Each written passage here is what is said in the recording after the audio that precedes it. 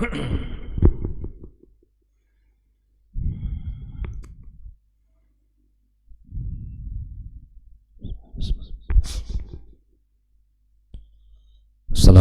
warahmatullahi wabarakatuh. Alhamdulillahi rabbil alamin, wassalatu wassalamu ala ashrafil mursalin, nabiyyina wa habibina Muhammadin wa ala alihi wa sahbihi ajma'in.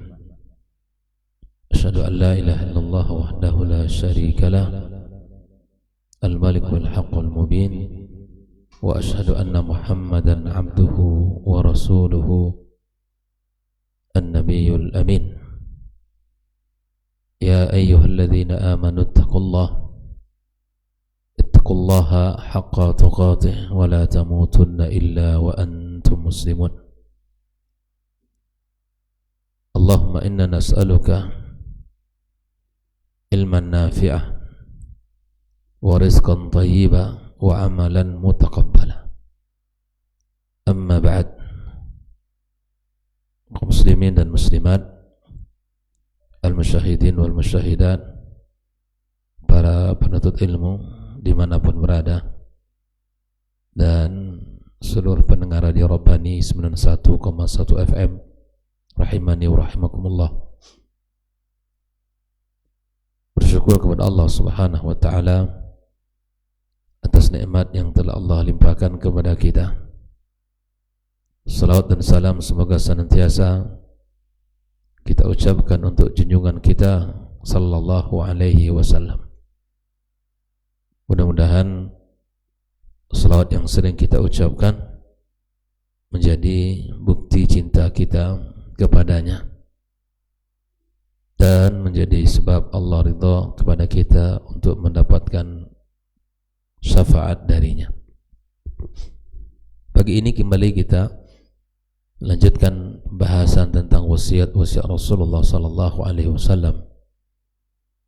Pagi ini tentang wasiat keikhlasan. Dari Mu'adz bin Jabal radhiyallahu taala anhu, annahu qala hina bu'itsa ila al-Yaman, di mana Nabi berkata kepadanya ketika dia diutus ke kota Yaman, ya Rasulullah, awsini. Mu'adz berkata kepada Rasulullah, wahai Rasul, wasiatkan aku. Qala sallallahu alaihi wasallam, maka Nabi berpesan kepadanya, akhlis dinaka yakfikal qalil yakfikal amalul qalil. Ikhlaskan agamamu, akhlis dinaka, ikhlaskan agamamu, niscaya amalan yang sedikit akan mencukupimu. Ahibati fillah, di dalam sejarah Islam terdapat banyak pesan singkat Nabi sallallahu alaihi wasallam secara lafaz, namun mengandung kedalaman makna yang luar biasa. Pesan-pesan ini bukan hanya pada petunjuk ibadah kepada Allah Azza wa Jalla, tetapi juga sebagai pondasi agama, akhlak, serta orientasi hidup seorang muslim. Di cakupan pesan ini sangat luas, bukan hanya pada ibadah, bukan hanya pada keyakinan, bukan juga pada akhlak, tetapi juga menjadi pesan pada orientasi hidup seorang muslim. Nah, salah satu pesan Nabi SAW kepada Mu'adz adalah akhlis dinaka yakfikal qalil minal amal. Ikhlaskan agamamu, niscaya sedikit amal akan mencukupimu.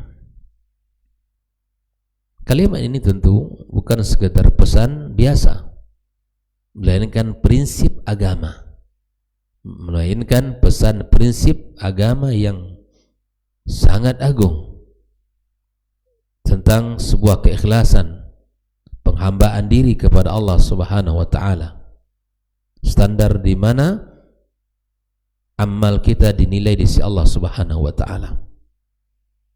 Terkadang kita hidup di dunia ini sering terjebak pada simbol, pada kuantitas jumlah atau penilaian secara zahir. Seringkali terjebak dalam bab ini. Nah, pesan Nabi ini hadir untuk memberikan kepada kita satu penekanan bahwa banyak amal itu tidak cukup bila mana tidak ikhlas. Namun sedikit amal pun akan menjadi cukup bila mana amal itu karena Allah Subhanahu wa taala. Oleh karena itu, ya kita tahu bahwa Mu'adz bukanlah sahabat yang biasa. Bahkan digelar dengan sahabat yang paling, ya, sebelum kita memasuki pembahasan faedahnya, kita lihat dulu Mu'adz itu siapa. Mu'adz itu sahabat yang dikenal sebagai orang yang paling alim di dalam bab halal dan haram. Terkenal sekali Mu'adz ini. Orang yang paling alim, orang yang paling paham dengan bab halal dan haram ini. Dia adalah sosok pribadi yang cerdas, yang memiliki kedalaman iman.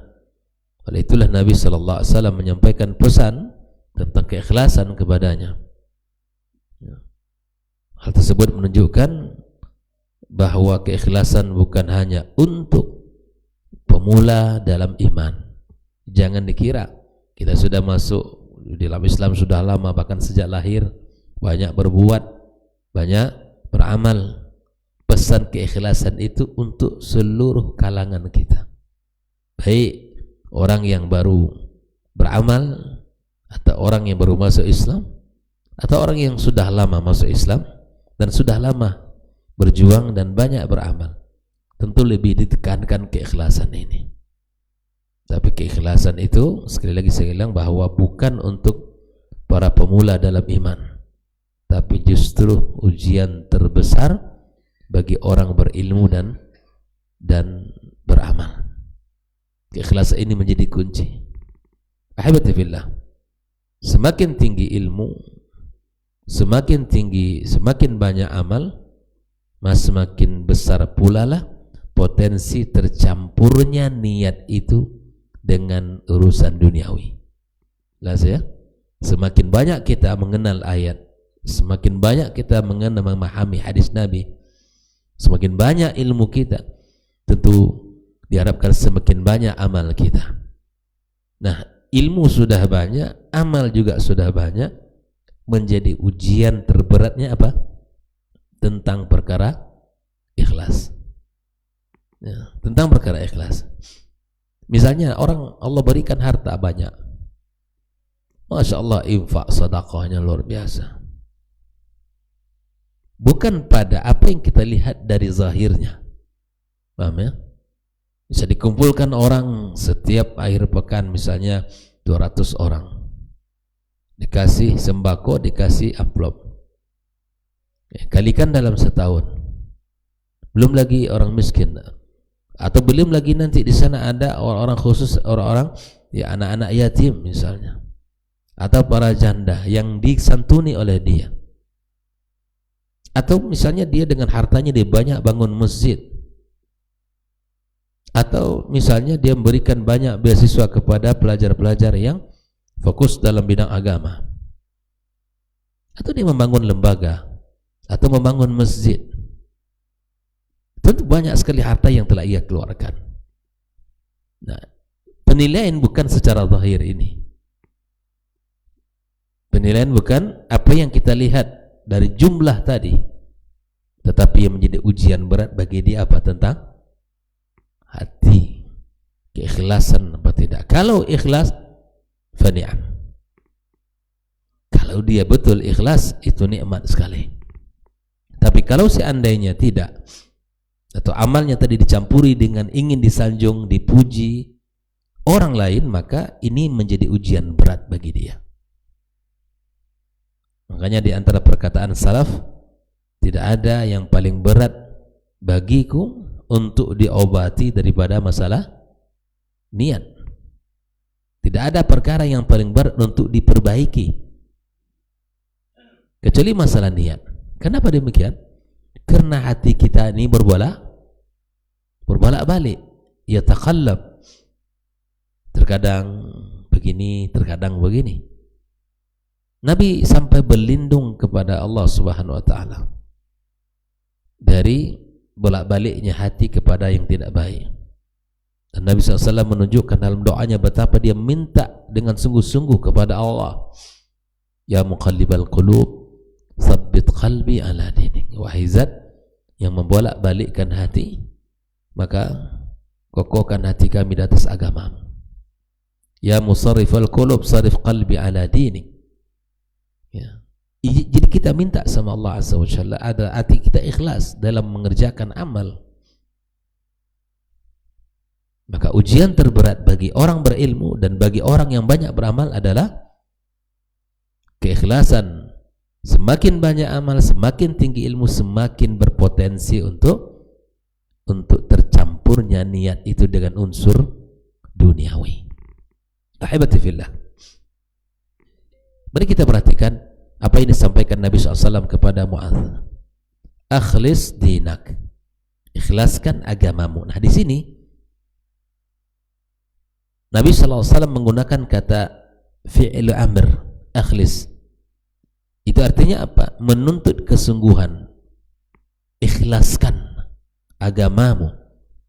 Ini menunjukkan bahwa ada kesungguhan, mesti bersungguh-sungguh di dalam menjaga niat. Ya, kata ikhlas berasal dari akar kata khalasah yang bermakna memurnikan sesuatu dari segala campurannya. Ya, khullas atau khalas, selesai. Artinya tidak ada. Kata khalasa menunjukkan bahwa murnikan, bersihkan sesuatu dari campuran apapun. Ya. Maka dalam konteks agama tentu keikhlasan berarti memurnikan niat hanya untuk Allah Subhanahu wa taala semata. Kata khalasa tadi memurnikan sesuatu dari segala campurannya. Apapun yang mencampuri, yang mengotorinya, maka tidak boleh. Dalam konteks agama kita, bahwa ikhlaskan ibadahmu hanya semata untuk Allah Subhanahu wa taala. Nah, mari kita perhatikan, Nabi mengatakan akhlis dinak. Nabi tidak mengatakan akhlis niyatak. Nabi tidak mengatakan ikhlaskan niatmu, tapi ikhlaskan agamamu. Apa makna di sini? Kata ad-din, ya, dia menunjukkan, kata Nabi, ikhlaskan agamamu untuk Allah. Menunjukkan bahwa keikhlasan bukan sekedar pada aspek niat, ya, bukan hanya pada aspek ibadah, tapi mencakup keseluruhan agama kita. Agama luas, ada pembahasan tentang akidah, ada pembahasan tentang ibadah, tentang muamalah, tentang adab. Seluruh lini agama ini, aspek agama kita ini, ya, harus dikawal dengan keikhlasan. Nah, ini menunjukkan bahwa keikhlasan adalah sebagai orientasi hidup kita dalam agama. Artinya bahwa apapun yang kita kerjakan, sekecil apapun ketaatan yang kita lakukan, apalagi ibadah-ibadah yang besar dan agung, mesti kita menjaganya. Dari keyakinan sampai kepada ibadah, muamalah, ya, kemudian akhlak kita, bahkan cara berfikir kita harus bersih dari hal yang mencampuri, ya, kekotoran, mencampuri, ya, niat kita. Maka oleh karena itu, yakfika al-qalil minal amal. Maka yang sedikit akan mencukupimu. Ini adalah janji, ya, yang disampaikan Nabi sallallahu alaihi wasallam. Janji yang disampaikan Nabi sallallahu alaihi wasallam bahwa amal yang sedikit tapi ikhlas akan mengantarkan seorang pada ridha Allah Subhanahu wa taala. Nah, bukan berarti kalau begitu sedikit saja kita beramal. Tidak. Bila mana amal kita tidak banyak, ya, dan amalan itu ikhlas, maka sudah akan menjadi bekal yang cukup baginya. Tapi bukan berarti hadis ini menjadi berpesan kepada kita untuk sedikit beramal, bukan itu. Ya. Makanya di sini penekanannya yakfikal qalil minal amal. Cukup amalin yang ikhlas itu walaupun sedikit bagimu daripada amalan banyak tapi tidak. Yang kita inginkan adalah amalan kita banyak, ya, tapi amalan itu harus ikhlas. Ya, amalan kita banyak, namun amalan itu mesti ikhlas. Ini yang harus kita lakukan. Alhamdulillah. Nah, keikhlasan kalau kita lihat dari sisi aspek agama, ikhlasan itu akhlis dinak itu menjadi bagian paling pondasi, paling penting dalam bertauhid. Ya kan? Tauhid bukan sekedar pengakuan bahwa Allah Subhanahu wa taala yang Maha Esa, tapi juga pengesaan Allah Tabaraka wa taala. Ya. Keikhlasan sebagai inti daripada tauhid. Bukan sekedar pengesaan, bahwa sekedar pengakuan Allah Maha Esa, tapi bukan sekedar lisan yang mengakuinya, tapi keikhlasan itu adalah di mana kita mengesahkan Allah Tabaraka wa taala dalam ibadah, dalam tujuan, dalam niat, orientasi hidup semuanya. Tidak ada sedikit pun celah bagi manusia di sana. Kenapa demikian? Karena memang kita bekerja, berbuat ini bukan untuk manusia, beribadah ini bukan untuk siapa-siapa kecuali untuk Allah Subhanahu wa taala. Itu sangat berbeda. Ketika amal dikerjakan karena Allah dan ketika amal dikerjakan ingin dapat pujian manusia, itu berbeda. Apapun yang terjadi, apapun cara pandang manusia terhadap apa yang kita kerjakan, itu tidak peduli kita. Ya kan? Tidak akan merusak hati kita. Karena memang bukan pandangan manusia yang kita cari. Nah, inilah nanti bedanya ketika amal itu ingin disanjung orang, dipuji orang, kita akan merasa hina bila mana perbuatan kita tidak dihargai oleh orang. Karena tujuan awalnya memang ingin mendapatkan pujian, ingin mendapatkan sanjungan, ingin dipandang orang atau ingin dianggap orang, ya, baik dan seterusnya.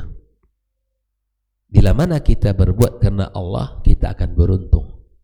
Tapi bila mana kita berbuat karena manusia, kita akan kecewa. Karena manusia tidak selalu pandai memuji orang. Karena manusia tidak selalu bisa untuk menghargai orang. Maka yang paling bijak, kita berbuat karena Allah. Karena Nabi mengatakan, akhlis dinaka, ikhlaskan agamamu. Ya. Yakfikal qalil minal amal. Nah, bila mana kita kerjakan ibadah itu apapun namanya untuk Allah, kita akan merasa nyaman, tenang, puas, bahagia, walaupun orang memandang apa. Makanya dalam bab niat ini juga, misalnya ketika kita masuk ke masjid ini, seharusnya sunnahnya kita tahiyatul masjid, tapi karena orang sudah ramai, kita tinggalkan perbuatan itu. Karena kalau saya sholat nanti saya dikatakan soleh atau apalah sama orang. Itulah yang niat yang rusak itu. Makanya ketika ada bisikan-bisikan itu di saat beramal, nanti kamu dikatakan begini, nanti kamu dikatakan begini, kamu dikatakan orang soleh, kamu dikatakan orang alim. Enggak. Buang was-was itu, tetap sholat. Karena berbuat ya bukan untuk meninggalkan, kata para ulama, meninggalkan sesuatu karena manusia itu riya. Dan berbuat sesuatu karena manusia itulah syirik. Bayangkan itu. Sedikit bedanya. Makanya masuk masjid ini, sholat, mengerjakan lillah karena itu perintah Nabi. Sudah, buang was-was. Nanti orang mengatakan ini kepada saya atau orang, buang. Sekali lagi saya katakan, meninggalkan amal karena takut dipuji orang, itulah riya.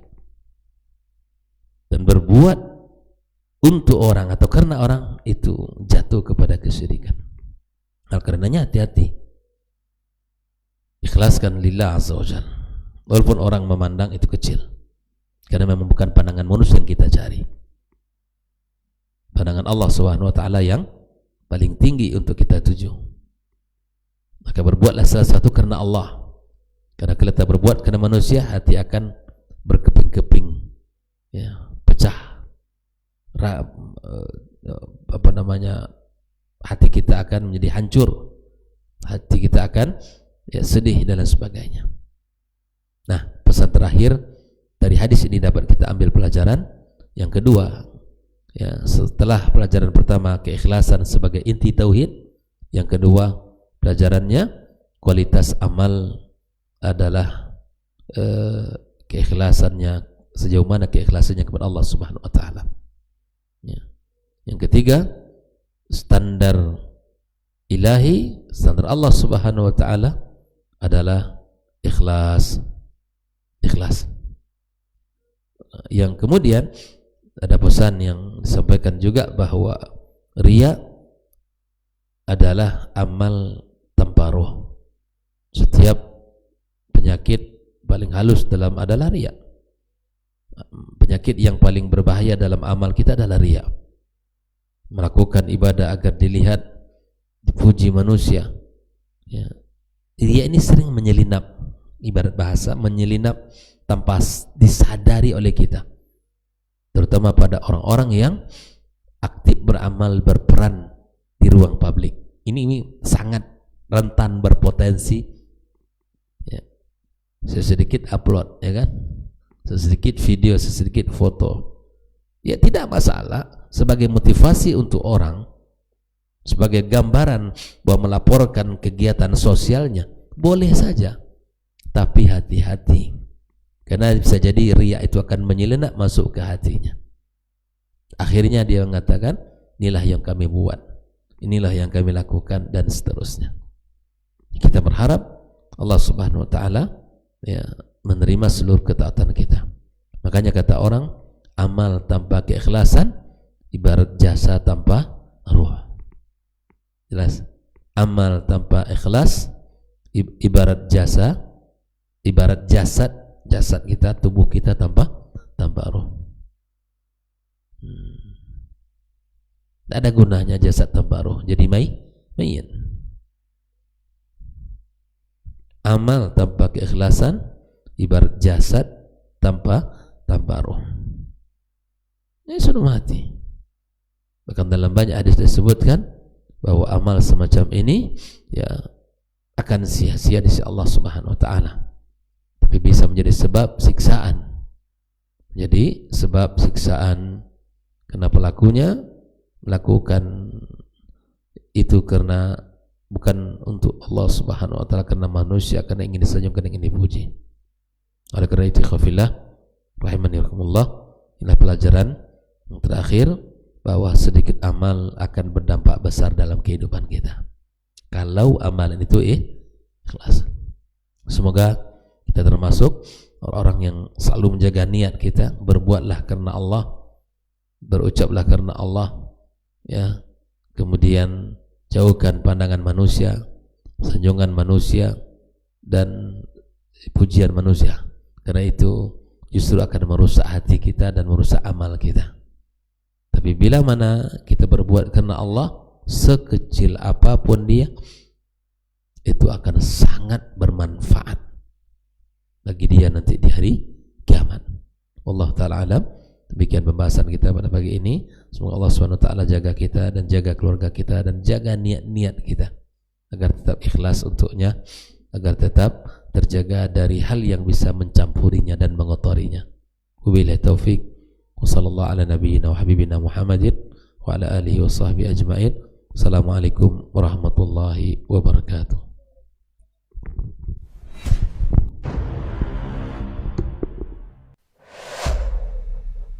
Dunia dan seisinya ini bagi Allah tak sama nilainya dengan sebelah sayap lalat. Barang siapa yang beramal untuk akhiratnya, Allah akan cukupkan baginya urusan dunia. Sayati zamanun 'alan nasi as-sabiru fihim qalqabit al-jamarah. Akan ada satu masa di akhir zaman yang berpegang teguh dengan agamanya seperti orang yang sedang memegang bara